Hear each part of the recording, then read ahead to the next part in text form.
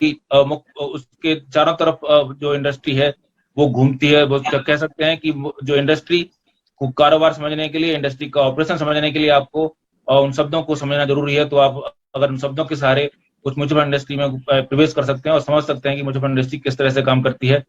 जो हमने आर्थिक आजादी की जो श्रृंखला शुरू की है उसकी ये 6वीं कड़ी है। और मुख्य रूप से हम म्यूचुअल फंड पे ही बात कर रहे हैं कि म्यूचुअल फंड किस तरह से लोगों को आर्थिक आजादी दे सकता है, यानी आत्मनिर्भर बना सकता है।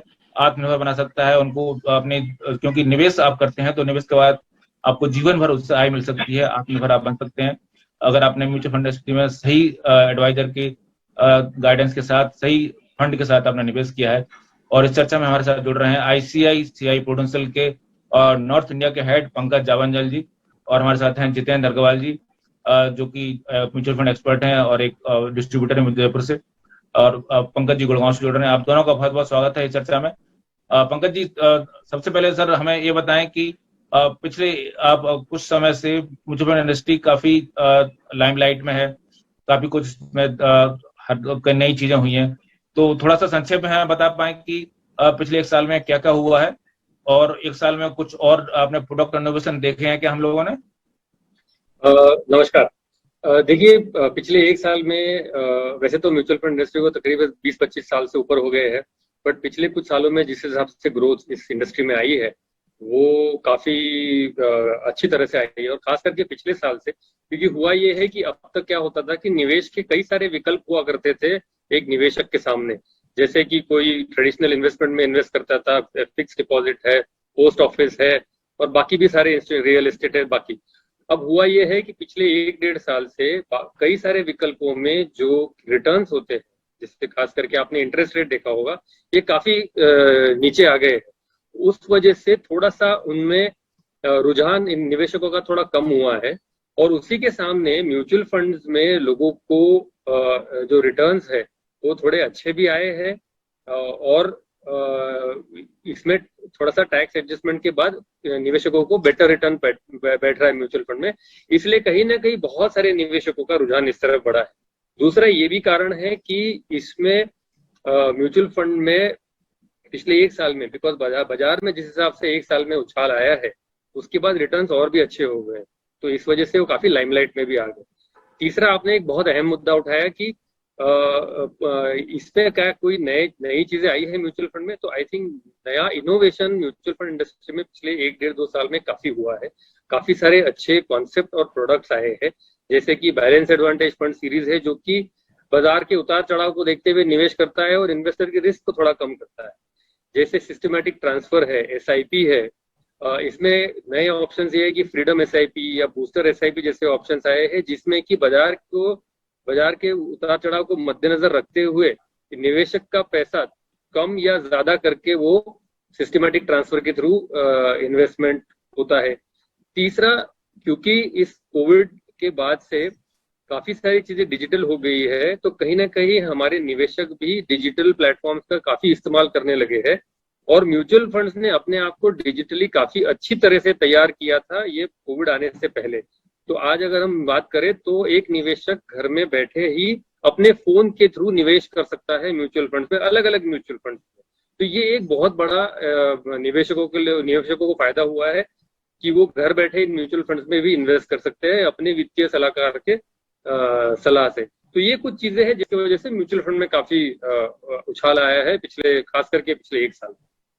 आपने कहा कि घर बैठे निवेश कर सकते हैं, तो क्या कोरोना के पहले घर बैठे नहीं कर पा रहे थे क्या? बिल्कुल कर पा रहे थे, लेकिन कहीं ना कहीं क्योंकि वो विकल्प था कि एक फॉर्म फिलअप करके भर किया जा सकता है, तो शायद वो विकल्प थोड़ा ज्यादा इस्तेमाल होता था।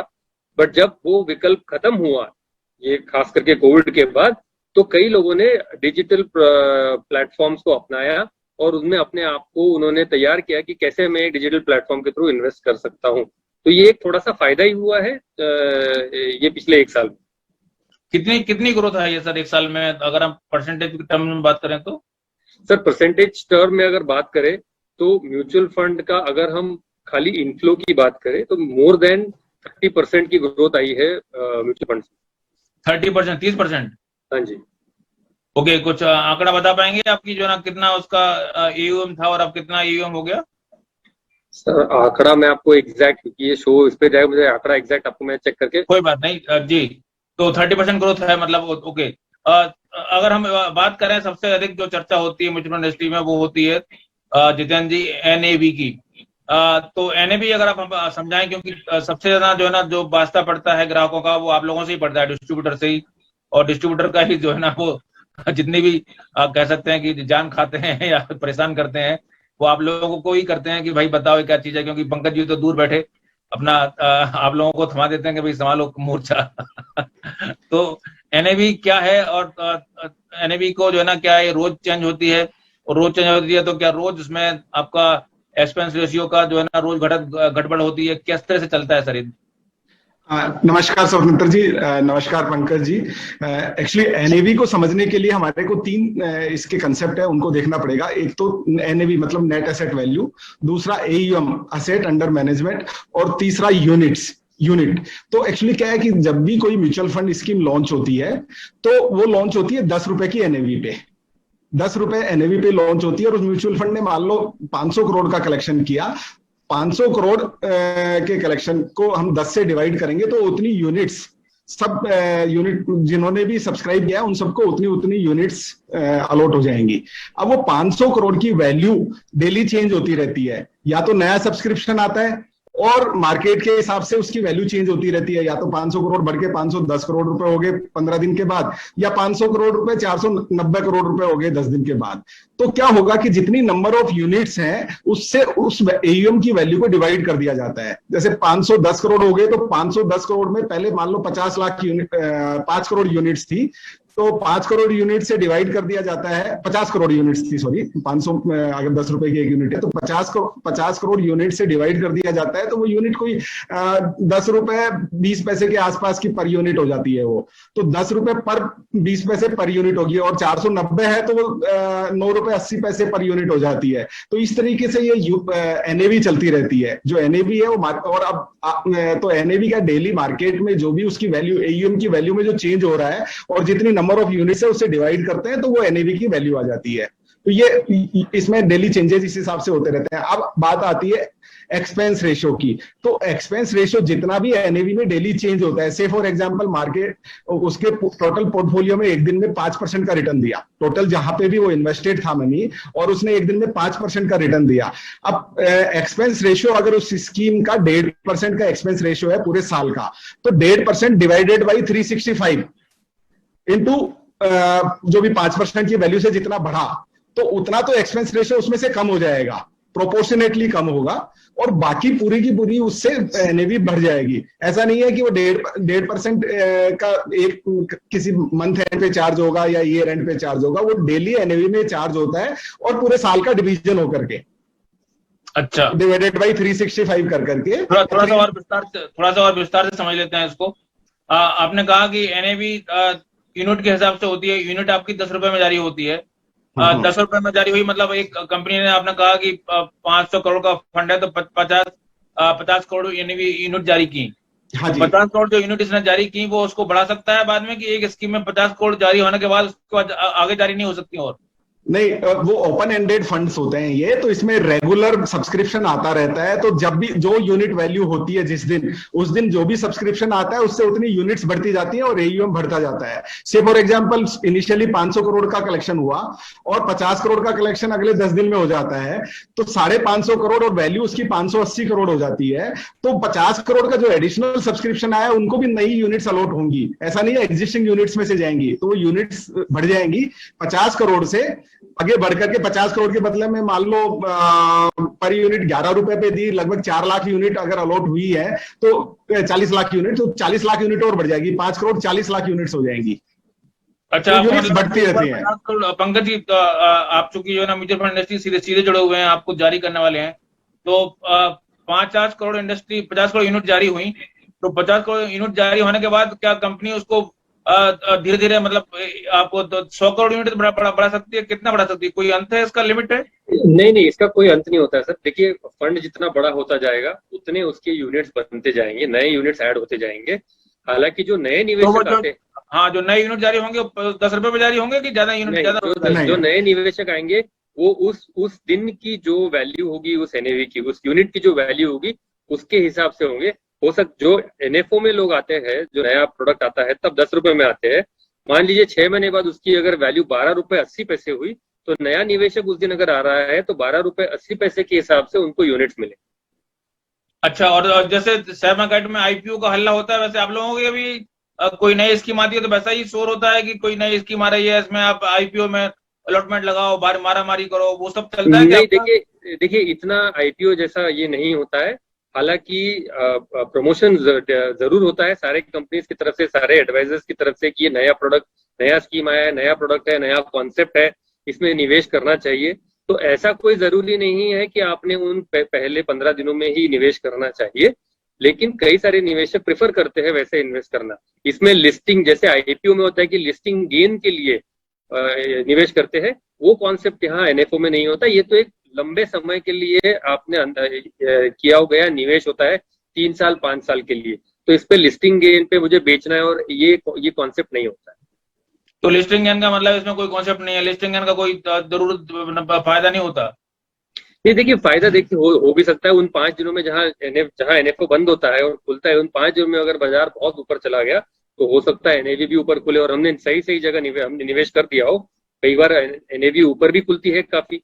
कई बार ऐसा भी हुआ है कि उन 5 दिनों में 6 दिनों में बाजार थोड़ा नीचे गया हो तो एनएवी शायद थोड़ी नीचे भी खुली है, तो ऐसा भी होता है। लेकिन कुछ फंड ऐसे भी तो होते हैं जो सिर्फ 1 दिन के लिए होते हैं, 5 दिन के लिए होते हैं, तो उनमें तो मारामारी होती होगी अगर वो उसकी स्कीम लॉन्च हो रही है नई? नहीं, वो जो स्कीम्स होती है वो 1 दिन या 5 दिन वाली, उनको लिक्विड फंड्स या डेट फंड्स कहा जाता है, जो कि खास करके कॉर्पोरेट्स या बड़े एचएनआईज के लिए होती है, जिनका की सरप्लस जो होता है, मान लीजिए किसी के पास 5 दिन के लिए 50 करोड़ सरप्लस है, तो 5 दिन के लिए वो कहीं निवेश हो, उसके ऊपर कुछ रिटर्न बने, इस हिसाब से वो स्कीम होती है। जो रिटेल निवेशक होते हैं इनके लिए 1 दिन या 5 दिन के हिसाब से वो इक्विटी में स्कीम्स नहीं होती है, वो डेट में स्कीम्स होती है। अच्छा, वो उसकी अनाउंसमेंट पहले से हो जाती है? आप लोग जो लाते हैं इस तरह की 5 दिन 10 दिन वाली, 1 दिन वाली? नहीं, ये तो ऑनगोइंग स्कीम्स है सर, ऑनगोइंग स्कीम है, ये चलते रहती है। ये कई मतलब 10, जैसे आईसीआईसीआई प्रूडेंशियल में ये स्कीम तकरीबन अभी 22 साल से चल रही है। इसको लिक्विड फंड्स कहा जाता है, अल्ट्रा लिक्विड फंड्स कहा जाता है, शॉर्ट टर्म प्लान्स कहा जाता है। अच्छा, वो आपको उसमें कभी भी आप ले सकते हैं उसको? आप हाँ जी, कभी भी ले सकते हो आप, 2 दिन बाद उसमें से वापस भी ले सकते हो वापस। ठीक बात है। तो जितेंद्र जी, आपने कहा कि एनएवी आपकी रोज चेंज होती है, तो आपको एनएवी और एक्सपेंस रेशियो का रिश्ता क्या है? एनएवी आपकी जो है आपकी कमाई एनएवी से होती है, आपकी कमाई एक्सपेंस रेशियो से होती है? थोड़ा सा समझाएं, क्योंकि लोगों को थोड़ा काफी कंफ्यूजन रहता है। कई लोगों ने कहा कि एनएवी रोज चेंज होती है, तो रोज आपकी जो है ना जो आपके जो असेट मैनेजमेंट कंपनी की कमाई रोज होती है और रोज बढ़ती रहती है, जिस तरह से आपका 100 रुपया तो रोज कम होता जाता है। ऐसा कुछ है कि आपकी एनएवी रोज कटती है क्या? नहीं, अगर एनएवी डेली बढ़ती है तो उसमें सबकी कमाई होती है। इन्वेस्टर की सबसे ज्यादा कमाई होती है क्योंकि इन्वेस्टर की वैल्यू बढ़ रही है, और एयूएम बढ़ रहा है तो एएमसी की भी कमाई हो रही है, क्योंकि असेट मैनेजमेंट कंपनी एयूएम के ऊपर अपना एक्सपेंस रेशियो चार्ज करती है। तो जितनी ज्यादा एयूएम होगी उतना ही। आप उदाहरण देके बताएं, मान लीजिए 100 रुपए आपके असेट मैनेजमेंट आपके एयूएम है, तो आपकी एक किस तरह से इसकी इस पे एनएवी मैं उदाहरण देके बताता हूँ कि किसी एएमसी का अगर एयूएम 1000 करोड़ रुपए था और 1000 करोड़ रुपए के ऊपर 1.5% का एक्सपेंस रेशियो एएमसी चार्ज करती है, तो 1.5% का मतलब हो गया 1000 करोड़ का 1.5% का 15 करोड़, आई थिंक। नहीं, हाँ 15 करोड़। हाँ, तो 15 करोड़ वो पूरे साल का एक्सपेंस रेशियो चार्ज करती है 1000 करोड़ पे। वही 1000 करोड़ से अगर मार्केट बढ़ गया, नया इन्वेस्टर नहीं आया मान लो, फिर भी वो 1500 करोड़ हो गया उसका ईयूएम, तो 1500 करोड़ का 500 करोड़ जो एडिशनल है उसके ऊपर उसको 7.5 करोड़ रुपए का एएमसी और एक्सपेंस रेशियो चार्ज कर पाएगी। तो 15 करोड़ से 22.5 करोड़ एक्सपेंस रेशियो चार्ज हो गया। लेकिन जो बाकी का 492 करोड़ 50 लाख जो इंक्रीज हुआ, वो पूरा का पूरा इन्वेस्टर का पैसा इंक्रीज हो गया उसका। तो इन्वेस्टर की वैल्यू बढ़ गई 98 या 99% से तो इन्वेस्टर की वैल्यू बढ़ी है, और रेस्ट से वो एक्सपेंस रेशियो के रूप में एएमसी ने चार्ज किया है। अब जो एएमसी चार्ज कर रही है एक्सपेंस रेशियो के बीच में, उसमें काफी सारे स्टेक होल्डर्स होते हैं। एएमसी को एक्चुअली जो शेयर्स खरीदती बेचती है एएमसी स्टॉक एक्सचेंज से, तो वहां ब्रोकरेज देनी होती है एएमसी को, तो वो ब्रोकरेज भी उसी एक्सपेंस रेशियो में चार्ज होती है। एएमसी का जो एडमिनिस्ट्रेटिव कॉस्ट है, मार्केटिंग कॉस्ट है, एडवर्टाइजमेंट कॉस्ट है, पोर्टफोलियो मैनेजमेंट टीम का कॉस्ट है, फंड मैनेजमेंट टीम का कॉस्ट है, वो सब भी उसी से चार्ज होता है। और उसके अलावा जो डिस्ट्रीब्यूटर है उसको भी उसमें से मीट आउट करती है एएमसी, तो वो रेंज करता है 0.10% से लेकर के और 1%, 1.25% तक रेंज करता है वो, तो वो भी एएमसी को उसी एक्सपेंस रेशियो में से पे करना होता है। तो वो एक्सपेंस रेशियो सेबी की गाइडलाइंस रिसेंटली 2-3 साल में काफी अच्छी गाइडलाइंस आई है, उसमें सब एएमसीज के लिए और सब स्कीम्स टू स्कीम एयूएम के बेस पे एक्सपेंस रेशियो फिक्स कर दिए गए हैं, तो वो लिमिट कर दिए गए हैं। उससे ऊपर का अगर कोई एएमसी एक्सपेंस कर रही है तो उसको खुद की पॉकेट में से देना होता है, इन्वेस्टर का नहीं डिडक्ट कर सकते वो। तो ये एक्सपेंस रेशियो के लिए भी गाइडलाइंस है, और डिस्ट्रीब्यूटर पे आउट के लिए भी गाइडलाइंस है कि इससे ज्यादा आप डिस्ट्रीब्यूटर को नहीं दे सकते, इससे ज्यादा आप दूसरे एक्सपेंस नहीं दे सकते। इवन जो इनके फंड मैनेजमेंट टीम है उनके भी रेम्यूनरेशन से रिलेटेड गाइडलाइंस हैं कि आपको क्या रेम्यूनरेशन देना है। और वो जो भी अभी रिसेंटली एक गाइडलाइन बहुत अच्छी आई है कि फंड मैनेजर्स, जो चीफ फंड मैनेजर्स होते हैं, उनको जो स्टॉक वो अपने पोर्टफोलियो में ले रहे हैं तो उनको रेम्यूनरेशन में भी वो यूनिट्स अलॉट करी जाए, उस स्कीम्स की यूनिट्स अलॉट करी जाए, या उनको भी पार्टिसिपेट करना चाहिए उन म्यूचुअल स्कीम्स में, जिससे उनका इंटरेस्ट हो कि वही वो जो खुद के लिए रेम्यूनरेशन में जो उनको मिल रहा है वही इन्वेस्टर को दे रहे हैं। तो काफी कुछ नए इसमें डेवलपमेंट हुए हैं। और दूसरा एक क्वेश्चन आप शायद अभी कर रहे थे पंकज जी से, उसमें शायद आप ये बात कर रहे थे कि भाई एनएवी एनएफओ जो आता है और एक आईपीओ जो आता है शेयर का, तो उन दोनों में क्या फर्क है। एक्चुअली क्या होता है कि ये जो जितने भी एनएफओ आते हैं म्यूचुअल फंड्स के, तो वो एग्जिस्टिंग शेयर्स में या एग्जिस्टिंग बॉन्ड्स में इन्वेस्ट करते हैं, तो ऑलरेडी जो दूसरी स्कीम्स होती है म्यूचुअल फंड की वो भी उनमें इन्वेस्टेड होती है। और ये भी अपना, जैसे मान लो 500 करोड़ का कलेक्शन हुआ है एनएफओ में, तो 500 करोड़ एक दिन में तो कोई इन्वेस्ट करने वाले नहीं है सारे शेयर्स में, धीरे धीरे उसका पोर्टफोलियो बिल्डअप होता है, 2-3-4 महीने में जाकर के वो पूरा पैसा इन्वेस्ट कर पाते हैं। तो जो एग्जिस्टिंग स्कीम में इन्वेस्टेड इन्वेस्टर है या नए एनएफओ के थ्रू इन्वेस्टर है, उन दोनों के रिटर्न्स में फर्क होता है। और मेरा ये मानना है कि अगर मार्केट तेज हो रहा है तो एग्जिस्टिंग स्कीम वाला इन्वेस्टर ज्यादा कमाता है बजाय कि नई स्कीम में इन्वेस्ट जिसने किया है, क्योंकि वो नई स्कीम में इन्वेस्टमेंट धीरे धीरे होगा, पूरा पैसा एकदम से इन्वेस्ट नहीं हो जाएगा इक्विटी में। तो और अगर मार्केट डाउन जा रहा है तो वहां उसकी रिस्क कम हो जाती है एनएफओ में पैसा लगाने से, क्योंकि वो पैसा इन्वेस्ट नहीं हो पाता इतनी जल्दी।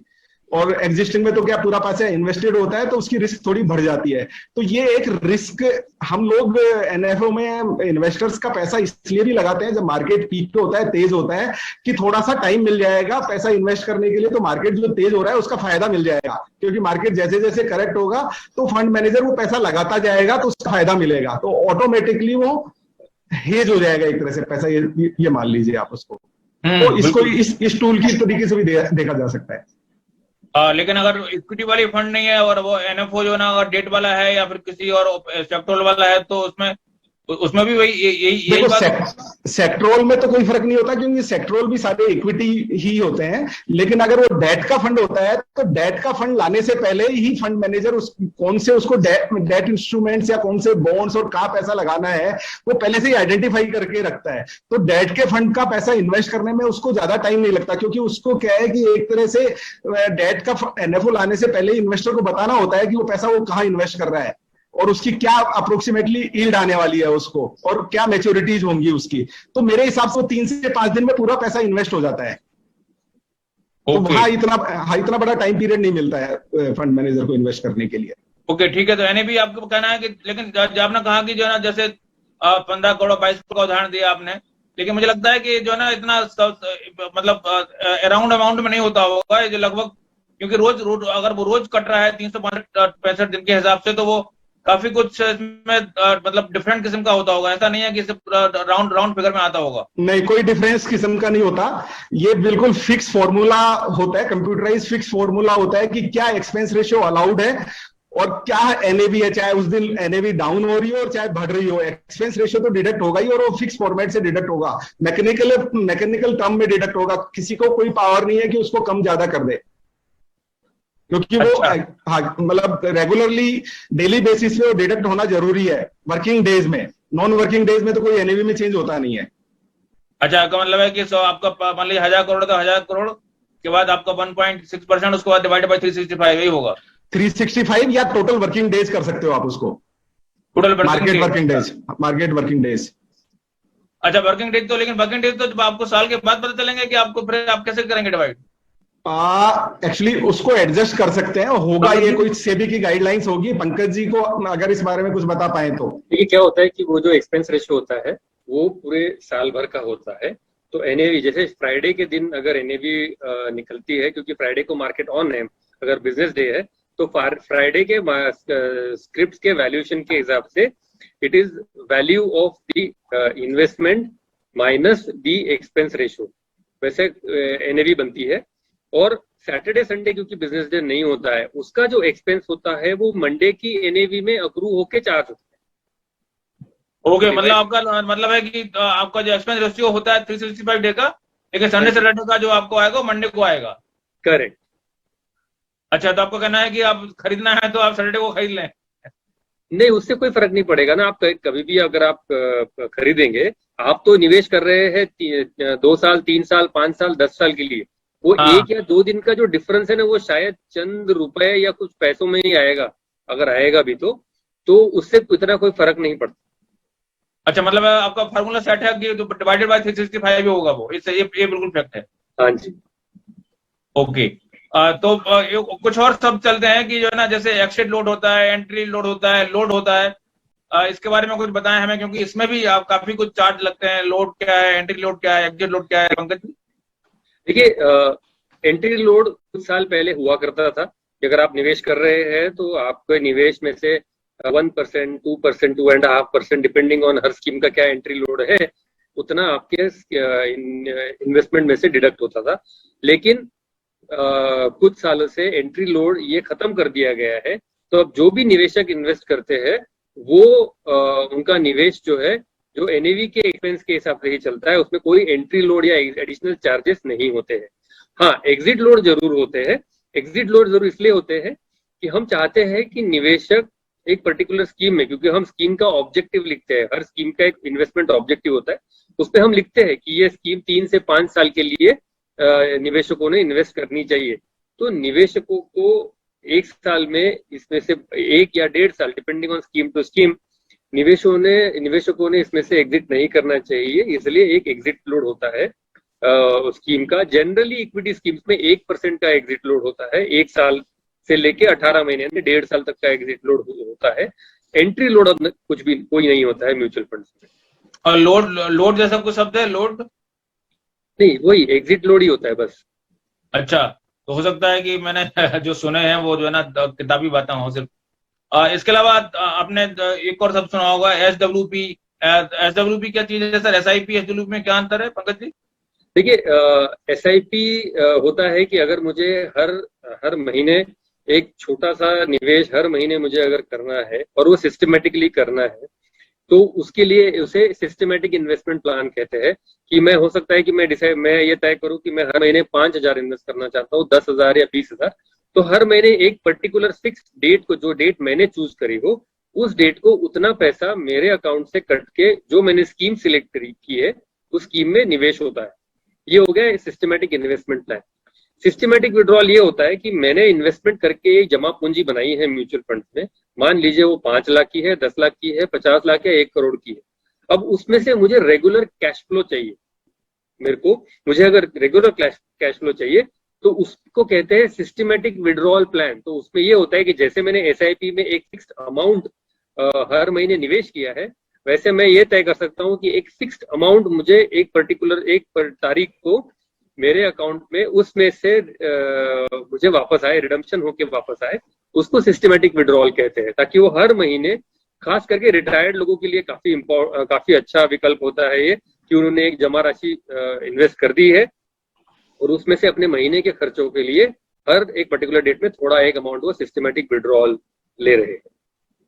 अच्छा, तो आपका जो SWP होता है वो कब से कितने समय बाद आप शुरू कर सकते हैं? मतलब आपने 5 साल के लिए इन्वेस्ट कर रखा है, 10 साल के बाद इन्वेस्ट कर लिया, कुछ लिमिट है कि इतने समय तक इन्वेस्ट किया हो तभी आप SWP शुरू कर सकते हैं, कभी भी शुरू कर सकते हैं?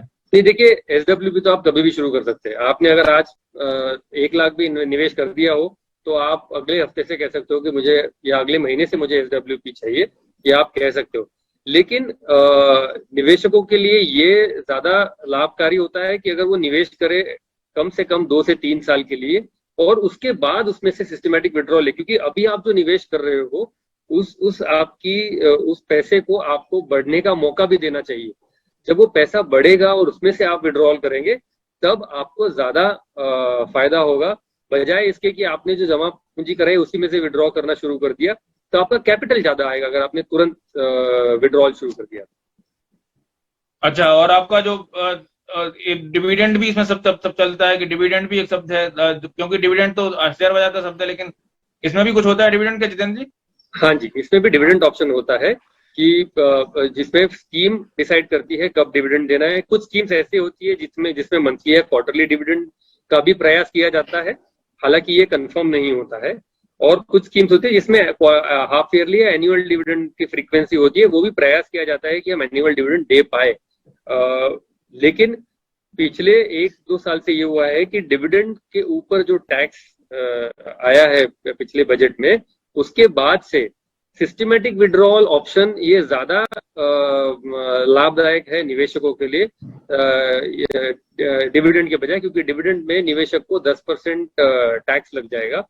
तो आजकल ज्यादातर निवेशक जो है वो सिस्टमेटिक विड्रॉल का ऑप्शन ले रहे हैं।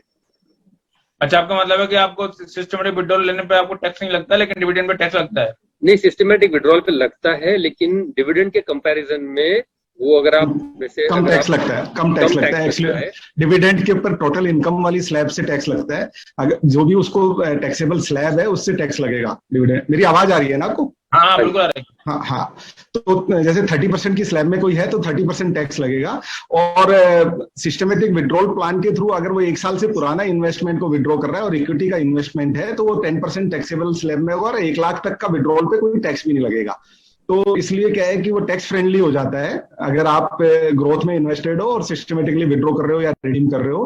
डिविडेंड के थ्रू लेने में आपको फुल टैक्स लगता है। 1 साल पहले तक डिविडेंड के ऊपर कोई टैक्स नहीं था, तो डिविडेंड स्कीम्स में इन्वेस्ट करना बहुत बेटर था। बट अब डिविडेंड स्कीम्स को मेरे हिसाब से म्यूचुअल फंड इंडस्ट्री से हटा ही देना चाहिए, क्योंकि ये टैक्स फ्रेंडली नहीं है, फुल टैक्सेबल है और इसका कहीं पे भी कंपनसेशन भी नहीं मिलता है। तो वो सिस्टम से ही हटा देना चाहिए आई थिंक। जी, लेकिन डिविडेंड कैलकुलेट कैसे होता है? जैसे बीमा में बोनस होता है, शेयर बाजार में डिविडेंड होता है, आपके यहाँ डिविडेंड होता है, तो कैसे कैलकुलेट होता है? यहाँ पे कोई कैलकुलेशन का कोई तरीका नहीं है, बस ये है कि 10 रुपए की एनएवी से ऊपर एनएवी है। नॉर्मली एएमसी डिविडेंड उतना देती है कि 1 साल में जितना लास्ट 1 ईयर में जितना ग्रो किया है, लास्ट डिविडेंड देने के बाद कितना ग्रो किया है, कितनी % एनएवी बढ़ी है, आउट ऑफ दैट परसेंटेज उसमें से डिविडेंड डिक्लेयर करते हैं नॉर्मली एएमसी। तो से फॉर एग्जांपल लास्ट 1 ईयर में 20% अगर ग्रो हुआ है एनएवी किसी स्कीम का, तो वो 20% की जगह उसमें से 10% या 15% या डिविडेंड दे देते हैं। तो नॉर्मली ये कंसेप्ट रहा है, लेकिन अब पिछले एक साल से जब से डिविडेंड के ऊपर टैक्स आया है तो सब asset management companies dividend distribution को अवॉइड कर रहे हैं और मोस्ट ऑफ द इन्वेस्टर्स भी डिविडेंड स्कीम से बाहर निकल गए हैं, सब ग्रोथ स्कीम में चले गए हैं। तो धीरे धीरे मेरे को लग रहा है कि आने वाले 1-2 साल में डिविडेंड स्कीम्स नलिफाई हो जाएंगी म्यूचुअल फंड इंडस्ट्री से। आपने कहा कि डिविडेंड से ग्रोथ में मतलब ये कोई ऑप्शन होता है? मतलब ऐसा जैसे शेयर बाजार में, शेयर में तो आपको डिविडेंड आपको देते हैं तो आपको ऑप्शन थोड़ी होता है कि आपको लेना है कि नहीं लेना है। हाँ। तो डिविडेंड आपको कंपनी दे रही है तो आपको लेना है, ऐसा थोड़ी कि आप मना कर सकते हो कि नहीं हमें तो आप फिर से इन्वेस्ट कर दो। आप मैं बताता हूं आपको इस बारे में। एक्चुअली क्या है कि हर स्कीम के 2 ऑप्शन होते हैं। कोई भी म्यूचुअल फंड की स्कीम होती है उसमें 2 ऑप्शन होते हैं। एक तो ऑप्शन होता है ग्रोथ, पहले 3 ऑप्शन हुआ करते थे, ग्रोथ, बोनस और डिविडेंड। तो तीनों का पोर्टफोलियो सेम होता है, तीनों की होल्डिंग सेम होती है, लेकिन तीनों की एनएवी अगर डिविडेंड वाली स्कीम है तो उसमें जितना डिविडेंड हो गया उससे एनएवी कम होती है। शेयर मार्केट में जो शेयर का जो डिविडेंड आता है वो डिविडेंड कंपनी अपने पास से देती है, उसमें शेयर की वैल्यू का के ऊपर टेम्परेरी इफेक्ट आता है, शेयर की इंट्रिंसिक वैल्यू के ऊपर कोई बहुत ज्यादा फर्क नहीं पड़ता है। लेकिन यहाँ जो डिविडेंड आता है म्यूचुअल फंड स्कीम्स में, तो जितना डिविडेंड एएमसी डिस्ट्रीब्यूट करती है वो टोटल एयूएम में से देती है, उस स्कीम से एयूएम में से देती है। तो एयूएम का कैलकुलेशन का तरीका मैंने आपको बताया कि total AUM value divided by number of units. तो जितना डिविडेंड दे दोगे उससे उसकी एयूएम वैल्यू कम हो जाएगी, तो वो यूनिट की एनएवी कम हो जाएगी ऑटोमेटिकली सेम डे। जितना डिविडेंड आपने डिस्ट्रीब्यूट कर दिया उससे उतनी की यूनिट वैल्यू कम हो गई। तो इन्वेस्टर का कोई फायदा नहीं हुआ उससे, क्योंकि उसकी जितनी एनएवी थी उतनी डिविडेंड जितना आ गया उससे यूनिट वैल्यू कम हो गई। तो इन्वेस्टर को डिविडेंड, मतलब ये बहुत ज्यादा इन्वेस्टर्स को लगता है कि डिविडेंड हमारे अकाउंट में आ रहा है वो हमारे लिए फायदा हो रहा है, वो उनके लिए कोई फायदा नहीं हो रहा है। उससे उसकी एनएवी कम हो रही है, उतनी एग्जैक्टली उतने अमाउंट से एनएवी कम हो रही है, और अब उसके ऊपर टैक्स लगना और शुरू हो गया है। तो एक तरह से उनको लॉस और हो रहा है डिविडेंड आने से। अच्छा, और ग्रोथ का ऑप्शन क्या है? ग्रोथ के ऑप्शन में क्या होता है कि वो एनएवी इंक्रीज होती जाती है रेगुलरली उसमें, क्योंकि डिविडेंड डिस्ट्रीब्यूट नहीं हुआ तो वो एनएवी कम नहीं होती है जब तक कि उसकी मार्केट वैल्यू कम नहीं हो पोर्टफोलियो की, तब तक वो एनएवी इंक्रीज होती जाती है, उसको ग्रोथ बोलते हैं। पंकज जी, तो कोई आदमी जब निवेश करता है तो उससे पूछा जाता है कि आपको ग्रोथ ऑप्शन चाहिए या आपको डिविडेंड ऑप्शन चाहिए? हाँ जी, हाँ जी, फॉर्म में या ऑनलाइन में ऑप्शन होता है ग्रोथ चाहिए या डिविडेंड चाहिए, ये ऑप्शंस होते हैं। वो निवेशक को चुनना होता है कि ग्रोथ ऑप्शन चाहिए या डिविडेंड। जहां तक मुझे याद है मुझसे तो किसी ने नहीं पूछा कभी। अगर मैंने निवेश किया तो आपके सिप में तो आपने खुद इन्वेस्ट किया था या किसी के थ्रू इन्वेस्ट किया था? किसी के थ्रू इन्वेस्ट किया था। तो किसी के थ्रू इन्वेस्ट किया था तो नॉर्मली आजकल, मतलब 1 साल पहले तक तो फिर भी पूछते थे, आजकल कोई पूछता नहीं है, सब ग्रोथ स्कीम में इन्वेस्ट करते हैं, क्योंकि डिविडेंड स्कीम में इन्वेस्ट करने का कोई फायदा ही नहीं है, इसलिए कोई भी नहीं पूछता है। ये मतलब अब इसको नेलीफाई हो जाना चाहिए डिविडेंड स्कीम को। अभी जो एसआईपी और एसडब्ल्यूपी की जो बात चल रही थी, तो एक्चुअली क्या हम एक चीज को और मिस कर रहे हैं इसके साथ में, ये 3S है म्यूचुअल फंड इंडस्ट्री में, 2S नहीं है 3S है, एसआईपी, एसडब्ल्यूपी और STP, systematic investment plan, systematic withdrawal plan और सिस्टमेटिक ट्रांसफर प्लान। तो सिस्टमेटिक इन्वेस्टर प्लान तो बर्थ बाई बर्थ शुरू हो जाता है। एसआईपी जो है वो किसी भी बच्चे के होते ही उसके नाम से आप शुरू कर सकते हो और बाई बर्थ शुरू हो जाता है। मेरे ख्याल से लाइफ टाइम वो हर आदमी का चलते रहना चाहिए एसआईपी। तो दूसरी चीज जो है एसडब्ल्यूपी एक तरह से रिटायरमेंट प्लानिंग है, या आपकी कंटिन्यूअस मंथली एक्सपेंडिचर कोई मीट आउट, आप अर्ली रिटायर होना चाहते हो या कोई आपको रेंट पे करना है या कोई इंस्टॉलमेंट पे करनी है, उन सब के लिए आप प्लान कर सकते हो एसडब्ल्यूपी के तरीके से, सिस्टमेटिक विड्रॉल प्लान। और एसटीपी एक बहुत अच्छा टूल है, वो मार्केट की वॉलेटिलिटी को कैच करने वाला टूल है एसडब्ल्यूपी। एक्चुअली क्या होता है एसडब्ल्यूपी में कि हम एक स्कीम से सिस्टमेटिकली दूसरे स्कीम में वीकली, डेली, मंथली पैसा ट्रांसफर करते जाएं। तो नॉर्मली इसको हम एसटीपी अडोप्ट करते हैं जब मार्केट बहुत तेज होता है। तो हम क्या करते हैं, इन्वेस्टर का जो इक्विटी में इन्वेस्टेड मनी होता है उसको डेट फंड में शिफ्ट कर देते हैं जब हमको लगता है कि मार्केट में अब बहुत ज्यादा तेजी की संभावना नहीं है, तो हम उसको डेट फंड में स्विच कर देते हैं और उस डेट फंड से हम उसका एसटीपी लगा देते हैं, सिस्टमेटिक ट्रांसफर, जिससे मार्केट में तेजी भी अगर आ रही है या डाउन साइड भी आ रही है तो वो एसआईपी की तरह इक्विटी फंड्स में पैसा इन्वेस्ट होता रहेगा उसका रेगुलर कोर्स में।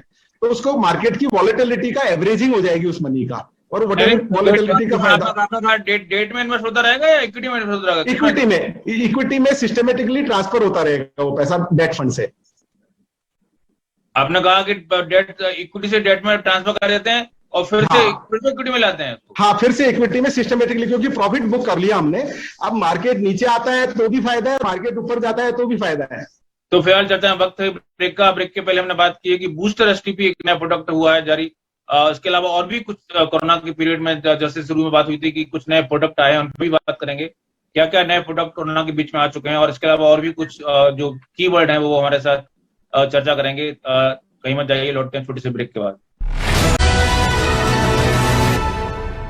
ब्रेक के बाद आपका स्वागत है। हम बात कर रहे थे कि कौन कौन से नए प्रोडक्ट और कोरोना के दौरान नए आ गए हैं म्यूचुअल फंड इंडस्ट्री में, और क्या क्या उनके बीच शब्द मुख्य रूप से जो इंडस्ट्री के ऑपरेशन को समझने के लिए जरूरी है। एक और शब्द साथ चलता है कि ये होल्डिंग, डिमिट होल्डिंग, ये क्या चीज है पंकज जी? डिमिट होल्डिंग मतलब देखिए, अगर आप शेयर्स लेते हैं, स्टॉक्स खरीदते हैं, या म्यूचुअल फंड्स को भी आप डीमैट फॉर्म में होल्ड कर सकते हो। अगर आपको डीमैट फॉर्म में होल्ड करना है तो वो आप जैसे स्टॉक्स होल्ड करते हो वैसे ही आपकी म्यूचुअल फंड स्कीम जो है वो डीमैट फॉर्म में आती है। तो उसका फायदा क्या है?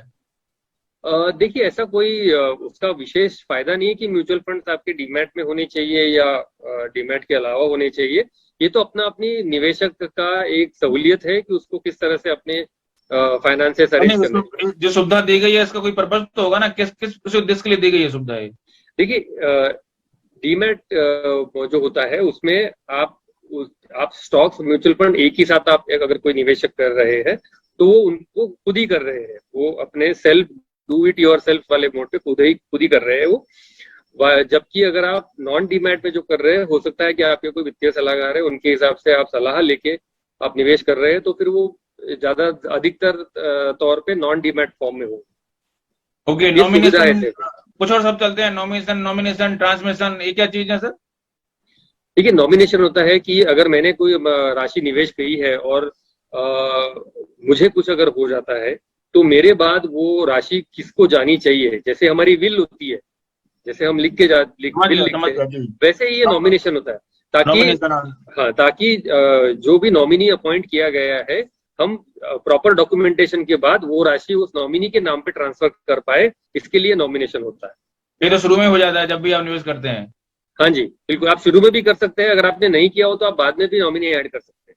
ओके, ट्रांसमिशन क्या चीज है सर? ट्रांसमिशन यही जो नॉमिनी आपने अपॉइंट किया है उनके नाम पर फंड का ट्रांसमिशन होना, या कई बार अगर नॉमिनी नहीं है तो डिपेंडिंग ऑन द विल किसको जाना चाहिए, ये जो ट्रांसमिशन होता है इन्वेस्टमेंट का, उसे ट्रांसमिशन कहते हैं।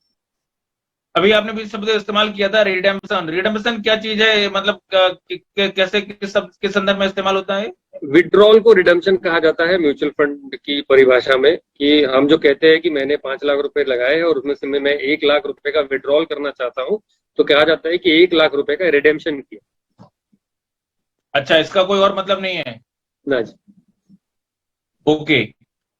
और डाइवर्सिटी इक्विटी म्यूचुअल फंड और बैलेंस फंड, और उसके अलावा आपने इस्तेमाल किया था बैलेंस एडवांस फंड, एक क्या चीज है? देखिए म्यूचुअल फंड में एक तो प्योर इक्विटी जो कि फुल्ली इन्वेस्टेड प्रोडक्ट होते हैं इक्विटी के, वो होते हैं, और एक बैलेंस फंड होते हैं और एक होते हैं balance advantage fund. Balance advantage fund का फायदा ये होता है कि इसमें मार्केट के उतार चढ़ाव को देखते हुए निवेशकों का पैसा जो है वो इक्विटी और डेट के बीच में स्विच होता है। वो एएमसी लेवल पे होता है, वो निवेशक के लेवल पे नहीं होता, वो एएमसी लेवल पे होता है। फॉर एग्जांपल, अगर वैसे मार्केट अगर बहुत ऊपर है तो हो सकता है हम इक्विटी का जो एलोकेशन है उस फंड में वो कम रखे, 30% 35% रखे, क्योंकि ज्यादातर देखा गया है कि शेयर मार्केट के इतिहास में कि जब मार्केट बहुत ऊपर जाता है तो करेक्शन कभी ना कभी तो आना होता है। तो बेसिकली हर निवेशक का जोखिम लेने की जो क्षमता होती है वो सेम नहीं होती है। इसलिए जिन लोगों को जोखिम थोड़ी कम चाहिए उनके लिए बैलेंस एडवांटेज फंड जैसे फंड होते हैं कि बढ़ते बाजार में वो इक्विटी का लेवल कम करते जाएंगे, और जब मार्केट करेक्ट होगा या मार्केट नीचे आएगा तो इक्विटी का लेवल अपने आप बढ़ जाता है। तो इससे क्या होता है कि जो मार्केट की वोलेटिलिटी है वो आप बहुत स्मूथली राइड करते हैं और आपका रिटर्न थोड़ा कंसिस्टेंट हो जाता है over the period of 5 years। अच्छा, आपने जो एसटीपी की चर्चा की थी, मतलब एसटीपी इन योजनाओं में इनबिल्ट होती है? इनबिल्ट होती है इसमें। ओके। तो इसके अलावा और भी आप फंड की बात कर रहे थे, बैलेंस फंड हो गया, एक और आपने फ्रीडम ट्रांसमिशन कुछ आपने इस्तेमाल किया था, फिर शुरू में ठीक से मैं समझ नहीं पाया था। Freedom SIP. हाँ, फ्रीडम एसआईपी एक कॉन्सेप्ट होता है, या फ्रीडम एसडब्ल्यूपी कॉन्सेप्ट होता है कि फ्रीडम एसआईपी में क्या है कि बेसिकली कि ये होता है कि आप एक सर्टेन अमाउंट, आप एक अपना एसआईपी के हिसाब से गोल तय करते हैं कि मुझे आज से लेके 10 साल बाद घर खरीदना है, या मुझे रिटायरमेंट में, आज मेरा महीने का खर्चा अगर 25,000 है तो मेरे रिटायरमेंट में अगर मैं इन्फ्लेशन का हिसाब लगाऊं तो शायद कितना होना चाहिए, हो सकता है 1.5 लाख हो, 1,80,000 हो, डिपेंडिंग की उम्र क्या है, एज क्या है निवेशक की, तो उसके हिसाब से आपको इतना कॉर्पस चाहिए होगा महीने के खर्चे के लिए। तो उसके हिसाब से आप फिर फ्रीडम एसआईपी अगर आप चूज करते हैं तो आपने जो निवेश किया है, तो आपका अगर 20 साल का आपने टेन्योर लिया है तो 20 साल तक वो निवेश होता जाएगा स्कीम में। 20 साल बाद जो आपकी जमा राशि होगी वो इस स्कीम से निकल के एक थोड़ा सा कंजर्वेटिव स्कीम में शिफ्ट हो जाएगी, और वहां से ऑटोमेटिकली सिस्टमेटिक विड्रॉल शुरू हो जाएगा। तो ये पूरा प्रोसेस जो है वो एक साथ हो जाता है। आपने एसआईपी भी शुरू कर दी, आपकी राशि भी जमा हो गई, और आपके रिटायरमेंट के समय उसमें से आपको सिस्टमेटिक विड्रॉल आना भी शुरू हो गया। ये उसको फ्रीडम एसआईपी कहते हैं। फ्रीडम एसटीपी जो होती है, फ्रीडम एसडब्ल्यूपी जो होती है, कि आज अगर मुझे महीने का मैं 25,000 का विड्रॉल ले रहा हूँ मेरे म्यूचुअल फंड से, अगले साल हो सकता है मुझे 25,000 नहीं उससे ज्यादा लगे, क्योंकि कुछ ना कुछ इन्फ्लेशन जो महंगाई दर है वो आने के बाद मुझे 25 की जगह शायद 30 लगेगा। तो वो महंगाई दर को अकोमोडेट करते हुए हर साल आपका सिस्टमेटिक विड्रॉल का अमाउंट जो है वो चेंज होते जाता है, बढ़ता जाता है आपके रिटायरमेंट के दिनों में। और भी कोरोना के दौरान बीच में कोई नए फंड आए हैं? आपने तो कुछ इस्तेमाल, शुरू में आपने 2-3 फंड बताए थे, एक तो बैलेंस एडवांस फंड बताया था, एक फ्रीडम कुछ बताया था, एक और कुछ बताया था। देखिए ये freedom SIP, STP, booster STP, freedom SWP, ये तो फीचर्स है, ये नए फंड्स नहीं, ये फीचर्स है एग्जिस्टिंग स्कीम्स के। बाकी इस पिछले 1-1.5 साल में काफी सारे एनएफओज आए हैं, चाहे वो हमारे कंपनी के हो या बाकी कंपनीज के, काफी सारे नए प्रोडक्ट आए हैं। जिन कंपनीज के बास्केट में जो प्रोडक्ट नहीं था वो उन्होंने लॉन्च किया है और अपना बास्केट कंप्लीट करने की कोशिश की है। किस तरह के क्या ट्रेंड रहा, मतलब कोरोना के दौरान जो नए प्रोडक्ट आए हैं उनमें किस तरह का ट्रेंड रहा मुख्य रूप से? देखिए पिछले 6-8 महीनों में तो काफी अच्छा कलेक्शन है, नए स्कीम्स के लिए भी और पुराने स्कीम्स के लिए भी। नए निवेशक ज्यादा आ रहे हैं। देखिए अमाउंट भले ही बहुत ज्यादा ना आए हर निवेशक का, लेकिन नए निवेशक काफी ज्यादा आ रहे हैं, क्योंकि अवेयरनेस लेवल काफी बढ़ गया है। जैसे आपका ये शो चलता है तो इससे भी काफी अवेयरनेस बढ़ता है, वैसे ऐसे काफी इन्वेस्टर अवेयरनेस जो होता है, जैसे कि सेबी ने मैंडेट दिया हुआ है हर म्यूचुअल फंड कंपनी को, आपके एसेट अंडर मैनेजमेंट का एक सर्टेन अमाउंट आपको स्पेंड करना होगा इन्वेस्टर अवेयरनेस के ऊपर। तो उसके नाते सारी एसेट मैनेजमेंट कंपनीज मिलके, म्यूचुअल फंड कंपनीज मिलके जो इन्वेस्टर अवेयरनेस कर रहे हैं उससे काफी अवेयरनेस आया है। छोटे छोटे गाँव में भी म्यूचुअल फंड्स पहुंच गए हैं, तो नए निवेशक काफी आ रहे हैं, भले ही छोटे अमाउंट के साथ क्यों ना हो, बट काफी जुड़ रहे हैं। जितेंद्र जी, आपने बीच में शब्द का इस्तेमाल किया था close end fund, open end fund, वो क्या चीज है? क्या उसका निवेशक के लिए कुछ उसका रिलेवेंस है क्या? हाँ, ओपन एंडेड फंड्स में क्या होता है कि जैसे ही कोई एनएफओ आता है तो एनएफओ ओपन होने के बाद में यूनिट्स की वैल्यू डिक्लेयर होते ही उसके बाद किसी दिन भी कोई भी इन्वेस्टर पैसा लगा सकता है और निकाल सकता है। ओपन एंडेड फंड्स का ये फीचर होता है कि उसमें कोई भी आपका पैसा ब्लॉक नहीं होता है, आप किसी दिन भी विड्रॉ करो या किसी दिन भी इन्वेस्ट करो। क्लोज एंडेड फंड में क्या होता है कि आपका एनएफओ के थ्रू ही इन्वेस्टमेंट होगा, मतलब फर्स्ट जब ओपन होगा फंड उसी दिन आपका पैसा इन्वेस्ट होगा और एक सर्टेन पीरियड, वो पीरियड 3 साल का हो सकता है, 5 साल का हो सकता है, तो 3 साल या 5 साल के बाद ही आपको उस फंड का रिडम्पशन मिलेगा। जो उस दिन जो एनएवी होगी, जिस दिन का वो जिस दिन तक लॉक इन है उस दिन जो एनएवी होगी उस लॉक इन एनएवी पे आपका फंड वापस से आपको पैसा वापस मिलेगा। तो close ended open ended fund दोनों अलग अलग तरीके से मॉनिटर होते हैं। ओपन एंडेड फंड में क्या रेगुलर परफॉर्म करना होता है फंड मैनेजर को, डेली एनएवी डिक्लेयर करनी होती है, डेली पैसा आता भी है और डेली पैसा जाता भी है, तो उसको रेगुलर इन्वेस्टमेंट प्लान भी करना होता है। तो उस हिसाब से उसको थोड़ा सा करंट मार्केट स्ट्रेटेजी के हिसाब से इन्वेस्टमेंट होता है। और क्लोज एंडेड फंड्स में क्या होता है कि जैसे 3 साल का लॉक इन है या 5 साल का लॉक इन है, तो उसको ये देखना होता है कि मेरे को इन्वेस्टर को 3 साल के बाद पैसा वापस देना है, तो 3 साल में जो बेस्ट ग्रोथ हो जाए मेरे को ऐसे पोर्टफोलियो में इन्वेस्टमेंट करना है, या 5 साल के बाद बेस्ट रिटर्न आए इन्वेस्टर को ऐसे पोर्टफोलियो में इन्वेस्ट करना है, क्योंकि उसको बहुत हड़बड़ी नहीं होती है कि बहुत जल्दी उसको परफॉर्म करके देना है। तो वहां पे वो थोड़ा लॉन्ग टर्म व्यू लेके चलता है। तो दोनों के अपने फायदे अपने नुकसान है, लेकिन मेरे हिसाब से हर इन्वेस्टर को ओपन एंडेड फंड में ही इन्वेस्ट करना चाहिए, क्योंकि लिक्विडिटी एक बहुत बड़ा फीचर है, और लिक्विडिटी अगर रहेगी तो किसी दिन भी कुछ भी इकोनॉमिकली कोई भी अप एंड डाउन आते हैं तो आप उस पैसे को अपने हिसाब से विड्रॉ कर सकते हो या बढ़ा सकते हो, कम कर सकते हो। क्लोज एंडेड फंड का एक्सपेंस रेशियो भी ज्यादा होता है, वहां पे एक्सपेंस रेशियो जैसे 5 साल का फंड है तो 5 साल के हिसाब से कैलकुलेट होता है, 3 साल का फंड है तो 3 साल के हिसाब से कैलकुलेट होता है। और ओपन एंडेड फंड्स के एक्सपेंस रेशियो बहुत ज्यादा रेगुलेटेड है और वो लोवेस्ट लेवल पे है। तो I think open ended funds के थ्रू इन्वेस्ट करना चाहिए। उसके अलावा अभी जो कंसेप्ट्स के बारे में, वर्ड्स के बारे में बात हुई, तो मैं थोड़ा सा और एडिंग करना चाहूंगा। नॉमिनेशन, ट्रांसमिशन, इसके बारे में एक्चुअली क्या होता है, नॉमिनेशन एक ऐसा प्रोसीजर है कि हम अगर ओनर जो होल्डर है, यूनिट होल्डर है, उसकी डेथ हो जाती है तो उसका अकाउंट किसी दूसरे नाम से ट्रांसफर हो जाएगा, होल्डिंग का अकाउंट। तो वो जिसके नाम से ट्रांसफर होता है उसको नॉमिनी कहा जाता है। तो नॉमिनी कैन बी एनीबॉडी, उसका बेटा, उसकी बेटी, उसका फादर, उसकी मदर, उसकी वाइफ, कोई भी हो सकता है। तो अब वो नॉमिनी उसका ओनर नहीं कहलाता है, लेकिन जैसे वो फर्स्ट जो ओनर था, पहले होल्डर था, वो होल्डर होता है, लेकिन नॉमिनी कभी भी ओनर नहीं होता। ओनर तो जो विल के थ्रू या लीगल हेयर कोर्ट जो अपॉइंट करता है वही होता है। तो वो अंडर ट्रस्ट रखता है, वो पैसा जो होता है, वो होल्डिंग जो होती है उसकी अंडर ट्रस्ट होती है। तो ट्रांसमिशन एक डिफरेंट प्रोसीजर है। ट्रांसमिशन नॉमिनेशन होने के बाद भी ट्रांसमिशन हो सकता है। मतलब नॉमिनी को अगर ट्रांसफर कर दिया गया है होल्डिंग, उसके बाद भी ट्रांसमिशन अगर विल में और कोई उसका ओनर दिखा रखा है उसने, ओरिजिनल होल्डर ने, तो ट्रांसमिशन के थ्रू वो ओरिजिनल होल्डर को वो यूनिट्स ट्रांसफर होंगी। ओके, तो मतलब आपका मतलब ऑटोमेटिक नॉमिनेशन नॉमिनी को नहीं जाएगा?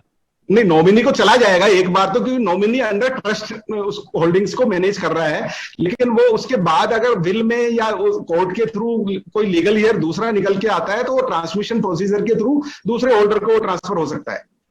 अच्छा, ठीक है। लेकिन जो क्लोज एंड ओपन फंड आपने बताया वो पंकज जी, इन्होंने, जितेंद्र जी ने बताया, वो क्या नाम ये आपके एएम से मतलब निवेशक के फायदे के लिए है या फिर एएमसी के कंसर्न के लिए है कि उनको मतलब लॉक इन पीरियड, सिर्फ लॉक इन पीरियड का मामला है, या फिर एक निवेशक के लिए भी काम की चीज है कि आपको मैनेजमेंट को भी काम की चीज है सिर्फ?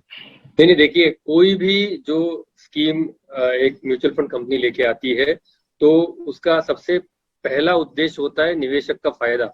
क्योंकि निवेशक के क्योंकि मुझे उस स्कीम से तो कुछ मिलना नहीं होता है। एज पर सेबी रेगुलेशन हमारा एक पर्टिकुलर एक्सपेंस रेशो होता है, उतना ही मिलना होता है। तो निवेशक का जितना ज्यादा फायदा होगा उससे कंपनी को ब्रांड बिल्डिंग में फायदा होता है। तो जो भी स्कीम आती है वो निवेशक के फायदे को मद्देनजर रखते हुए लाते हैं। दूसरा, कई बार ऐसा होता है कि बिकॉज जैसे फॉर एग्जांपल 31 मार्च 2020 या 1 अप्रैल 2020 को जब ये मार्केट बहुत गिर गया था और कोविड का जब न्यूज आया था, पहला न्यूज आया था, तो कई निवेशक जो है वो डर के मारे उस गिरे हुए मार्केट में अपना पैसा रिडीम करके निकल गए। ये भी होता है, क्योंकि क्या होता है, इन्वेस्टमेंट जो है ये काफी बार सेंटिमेंट्स पे चलता है। अगर निवेशक को लगता है कि हाँ मार्केट अच्छा है तो वो इन्वेस्टमेंट होल्ड कर जाते हैं। अगर उनको लगता है कि ये तो प्रॉब्लम हो रहा है, कहीं मार्केट गिर रहा है, तो अचानक से निकाल देते हैं। और कई बार होता है कि काफी अच्छी ग्रोथ निवेशक मिस कर जाता है, छूट जाती है उससे ऐसे डिसीजन की वजह से। तो क्लोज एंडेड फंड्स के थ्रू ऐसे इमोशंस को बाहर रखा जाता है, खास करके निवेशकों के, ताकि वो 3 साल 5 साल का जो टाइम होता है वो फंड मैनेजर को मिल जाता है निवेश करने के लिए, एक लॉन्ग टर्म निवेश करने के। तो क्लोज एंडेड के वो फायदे भी है। और जैसे जितेंद्र जी ने बोला कि उसके दूसरा जो उसका जो नुकसान है ये है कि लिक्विडिटी आपके पास नहीं होती। यदि आपके पास पक्का पुख्ता 5 साल के लिए 3 साल के लिए पैसा है तो आप उसमें निवेश कीजिए, क्योंकि फिर बीच में उसमें विड्रॉल का कोई भी स्कोप नहीं होता है। तो वो एक उसका छोटा सा ड्रॉबैक होता है। मतलब यही है ना कि लॉक इन का मतलब सीधा अंतर जो लॉक इन का अंतर है और तो कोई अंतर नहीं है। एब्सोल्युटली, सिर्फ लॉक इन का अंतर है। इसमें मतलब आपको मैनेज कैसे करना है वो वाली बात है कि आपको, या फिर निवेशक के लिए भी कुछ चिंता की बात है? नहीं, निवेशक के लिए कोई चिंता की बात नहीं है। हमारे लिए अगर 3 साल 5 साल का फंड होता है तो हम उसको देखिए, कोई भी ओपन एंडेड फंड में हर रोज या तो कोई नया इन्वेस्टमेंट आ रहा होता है या कोई पुराना इन्वेस्टमेंट जा रहा होता है, तो उसका मैनेजमेंट उस हिसाब से उतनी लिक्विडिटी भी उस फंड में रखनी पड़ती है। जबकि क्लोज एंडेड फंड एक बार क्लोज होने के बाद 3 साल की अगर मेरे पास है तो मैं पूरा पैसा इस्तेमाल कर सकता हूँ प्रॉपरली इन्वेस्ट करने के लिए 3 साल या 5 साल के लिए। तो ये अपने अपने फायदे होते हैं। और इसमें एक्सपेंस रेशियो किसमें ज्यादा किसमें कम होता है, क्यों होता है वैसा? देखिए, आजकल तो एक्सपेंस रेशियो ऑलमोस्ट सेम कर दिया गया है। एक्सपेंस रेशियो के स्लैब डिफाइन कर दिए गए हैं। पहले ये होता था कि आपके एक्सपेंस रेशियो 5 साल का आप एक साथ चार्ज करके आप उसमें चार्ज कर सकते थे, बट अब तो काफी डिफाइन कर दिया गया है क्लोज एंडेड और ओपन एंडेड को। इसमें बहुत कोई अंतर होता नहीं है एक्सपेंस रेशियो। अच्छा, मतलब एक्सपेंस रेशियो दोनों का सेम होता है, चाहे क्लोज एंडेड हो चाहे ओपन एंडेड हो? ऑलमोस्ट सेम होता है, डिपेंडिंग कितना अमाउंट कलेक्ट होता है उसके हिसाब से ऑलमोस्ट सेम होता है, क्योंकि उसके स्लैब्स दिए गए। 500 करोड़ होता है तो जैसे 2.25 है, 500 से 750 है तो 2% है, 750 से 2000 है तो 1.75 है। ऐसे स्लैब्स डिफाइन कर दिए गए। यानी आप जो शब्द का इस्तेमाल कर रहे हैं वो ऑलमोस्ट कर रहे हैं, आप वही नहीं ये नहीं कर रहे हैं कि हाँ वही होता है, मतलब कुछ वही अंतर तो वही होता है एक्चुअली। ये सेबी के गाइडलाइंस है, एयूएम बेस्ड एक्सपेंस रेशियो होता है। तो अगर किसी स्कीम का 2000 करोड़ का फंड है और वो 2000 करोड़ से 2010 करोड़ का भी फंड हो जाता है, तो 2000 से ऊपर वाली एक्सपेंस रेशियो की स्लैब लगेगी उसको। 2000 करोड़ पे क्लोज ओपन से कोई फर्क नहीं पड़ता उस पर। Actually I think Pankaj ji ज्यादा बता पाएंगे उस पर। मेरे को शायद ध्यान आ रहा है कि सेबी ने क्लोज एंडेड फंड्स के ऊपर रोक लगा दी है कि अब क्लोज एंड डेट के अलावा इक्विटी के क्लोज एंडेड फंड शायद आ ही नहीं सकते हैं। ऐसा कुछ हुआ है रिसेंटली? नहीं, पूरा क्लोज एंडेड पे रोक नहीं है, आ सकते हैं। बट हालांकि जिस हिसाब से नई स्कीम्स और ये ओपन एंडेड में जिस हिसाब से लोगों का रुझान आ रहा है, ज्यादातर स्कीम्स ओपन एंडेड आ रही है। अच्छा, ओपन एंडेड आ रही है ज्यादा। हाँ जी। और उनमें जो एक्सपेंस रेशियो है वो सेम होता है दोनों में? हाँ जी। और एक्सपेंस रेशियो किस चीज पे निर्भर करता है? एक्सपेंस रेशियो हर स्कीम का अलग होता है या पूरी जो असेट मैनेजमेंट कंपनी के कैटेगरी पे डिपेंड करता है। अगर आपका फंड जो है इक्विटी फंड है तो उसके स्लैब्स सेबी ने डिफाइन कर दिए हैं। अगर वो डेट का है तो डेट के अलग अलग स्लैब्स होते हैं, वो भी डिफाइन कर दिए गए हैं सेबी ने। तो जैसे मैंने आपको बताया कि अगर 500 करोड़ तक का फंड है तो 2.25%, जैसे जैसे उसका स्लैब एयूएम बढ़ता जाएगा। आपके इक्विटी वाली फंड में आपका एक्सपेंस रेशियो कम ज्यादा है या फिर डेट वाली फंड में? इक्विटी वाले फंड में एक्सपेंस रेशियो ज्यादा है। हाँ जी। ओके, डेट वाले फंड में कम एक्सपेंस रेशियो है। हाँ जी। कितना परसेंट, कितना अंतर है? बहुत बड़ा अंतर है। बहुत बड़ा अंतर होता है, क्योंकि और वो भी स्कीम टू स्कीम फर्क पड़ता है। किसी इक्विटी में जैसे अगर 2% का एक्सपेंस रेशियो या 1.5 का है, वहीं किसी डेट फंड का 1.5 होगा, कुछ डेट फंड्स का 1 होगा। वो होता है डिपेंडिंग ऑन कि वो डेट फंड जो है वो किस इन्वेस्टमेंट ऑब्जेक्टिव से है। अगर जो बहुत short term 1 week 1 month investment वाले डेट फंड जो होते हैं, वहां पर बहुत मिनिस्क्यूल, बहुत छोटा सा एक्सपेंस रेशियो होता है, जैसे कि 0.15%, 0.25% ऐसे होता है। क्योंकि क्या है कि अगर आपको डेट में जो रिटर्न्स होते हैं, उस रिटर्न में से अगर आप 2% का अगर एक्सपेंस रेशियो चार्ज कर लोगे तो निवेशक को कोई फायदा ही नहीं होगा उसमें निवेश करने का। तो एक्सपेंस रेशियो इस हिसाब से होते हैं डेट फंड में कि एक मिनिमल एक्सपेंस रेशियो के बाद निवेशकों को भी उसमें फायदा होना चाहिए। और डेट फंड के कॉर्पस भी बड़े होते हैं, तो डेट फंड के एक्सपेंस रेशियो काफी कम होते हैं। वो वैरी करते हैं 0.1 या 0.05% से लेके वैरी करते हैं 1.5 या 1.8% तक। जबकि म्यूचुअल फंड के जो है वो अधिकतर देखा गया है कि 1% से लेके 2.2 या 2.25% तक। अच्छा, आपका मतलब है कि असेट मैनेजमेंट कंपनी के साइज जो कॉर्पस है वो कुछ भी हो सकता है टोटल, लेकिन जो हर स्कीम का अलग अलग एक्सपेंस रेशियो होगा और डेट में कंपैरेटिवली कम होते हैं। डेट में कंपैरेटिवली कम होते हैं। इक्विटी का बहुत ही डिफाइंड है एक्सपेंस रेशियो। इतना एयूएम है तो आप इतना ही चार्ज कर सकते हैं। अच्छा, डेट का डिफाइंड नहीं है? डेट का स्कीम टू स्कीम थोड़ा डिफर करता है, क्योंकि डेट में इन्वेस्टमेंट होराइजन काफी अलग अलग होते हैं स्कीम्स के। एक्चुअली क्या है, डेट में जैसे शॉर्ट टर्म जो लिक्विड फंड्स हैं या मनी मार्केट फंड्स हैं, उनके एक्सपेंस रेशियो 0.05 से लेकर 0.25% तक के एक्सपेंस रेशियो होते हैं, क्योंकि उनमें 3 दिन 7 दिन 3 महीने 1 महीने 2 महीने का पैसा होता है। और डेट के 1 साल 2 साल 3 साल 5 साल वाली जो स्कीम्स हैं, डेट की जो लॉन्ग टर्म डेट की स्कीम्स होती है, उनके एक्सपेंस रेशियो 1% से लेके 1.5 1.8 तक के एक्सपेंस रेशियो होते हैं, क्योंकि वो लॉन्ग टर्म फंड्स होते हैं। ऐसे ही इक्विटी भी लॉन्ग टर्म ही माना जाता है। 3-5 साल के लिए इक्विटी का इन्वेस्टमेंट होता है, तो इक्विटी के भी एक्सपेंस रेशियो 1% से 2.25% तक के बीच में रेंज करते हैं। तो जितना इक्विटी स्कीम्स का ईएम कम होगा, उतना ही उसका एक्सपेंस रेशियो ज्यादा होता है, क्योंकि उसमें एक्सपेंस ज्यादा आता है मैनेज करने में। एयूएम कम होता है बट उसमें टीम और वो सारी वर्किंग पूरी वैसे की वैसी होती है, तो वो एक्सपेंस रेशियो उस हिसाब से डिफाइन करे हुए हैं सेबी ने कि आप मैक्सिमम इतना एक्सपेंस चार्ज कर सकते हो। जितनी बड़ी स्कीम होगी उसका एक्सपेंस रेशियो उतना कम होगा। बिल्कुल, हमारे पास अब समय बहुत कम बचा है। पंकज जी, संक्षेप में अगर हमारे दर्शकों को आप बताना चाहें कि जो नए निवेशक आने वाले हैं उनको किन जो मुख्य रूप से कीवर्ड्स पे ध्यान देना चाहिए, अपना जो भी मैंने अपना निवेश कर रहे हैं, उनको किन वर्ड्स पे, किन कॉन्सेप्ट पे ध्यान देते हुए बाजार में एंटर करना चाहिए? 2-3 शब्द 5 शब्द बताना चाहें आप। देखिए, सबसे पहले निवेशक को ये तय करना बहुत जरूरी है कि जो वो निवेश कर रहे हैं उनका निवेश करने का ऑब्जेक्टिव या गोल क्या है और कितने समय के लिए वो निवेश करना चाहते हैं, उसके हिसाब वो सबसे इम्पोर्टेंट चीज होती है। उसके बाद वो जो निवेश कर रहे हैं वो स्कीम्स इक्विटी स्कीम है, डेट स्कीम है, कितना इक्विटी स्कीम में करना चाहिए, कितना डेट स्कीम में करना चाहिए, इस पे ध्यान देना चाहिए। और हमेशा निवेशकों ने जिस स्कीम को जिस उद्देश्य से लिया गया है कि अगर मैं एक स्कीम में निवेश कर रहा हूँ कि मेरे चाइल्ड एजुकेशन के लिए, तो मैंने उतना समय उस स्कीम को देना चाहिए, वहां से लेके व्हाटएवर जितने साल बचे हो हायर एजुकेशन के लिए, 5 साल, 10 साल, 12 साल, उतना समय देना चाहिए ताकि एक अच्छा रिटर्न उनको, कंपाउंडिंग उनको मिल सके उनके निवेश के ऊपर, ना कि बाजार के उतार चढ़ाव को देखते हुए उन्होंने निवेश जो है वो रिडेम्पशन करना चाहिए, वापस लगाना चाहिए, ये बाजार के उतार चढ़ाव को देखते हुए नहीं करना चाहिए। एक लंबे समय के लिए जो भी निवेश करता है उनको काफी अच्छा रिटर्न मिलता है। और रही बात शब्दों की, तो आई थिंक अब काफी सारे शब्द आपने कवर कर लिए, खास करके equity, debt, SIP, STP, SWP, इन कॉन्सेप्ट को निवेश करने से पहले पूरी तरह से और इनके टैक्स एस्पेक्ट को भी पूरी तरह से वित्तीय सलाहकार से समझ लेना चाहिए और फिर निवेश करना चाहिए। जी जितेंद्र जी, संक्षेप में आप किन शब्दों की ओर कहेंगे कि इन कॉन्सेप्ट को जरूर ध्यान रखें? सबसे बड़ा कंसेप्ट है SIP, सिस्टमेटिक इन्वेस्टमेंट प्लान।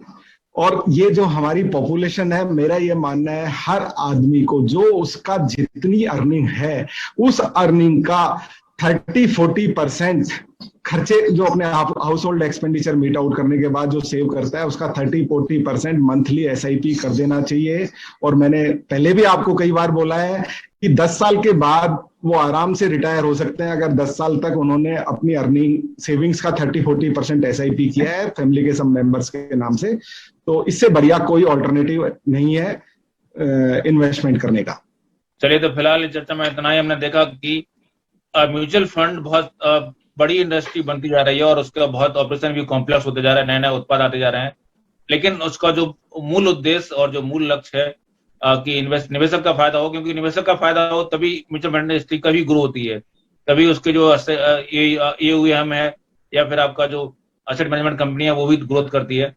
तो इसलिए विन-विन की एक सिचुएशन इसमें है, और विन-विन सिचुएशन किस तरह से बनती है वो सारे हमने शब्द आज चर्चा किए, उनको समझाने की कोशिश की। उम्मीद करना चाहिए कि आपको इसमें जरूर लाभ मिलेगा।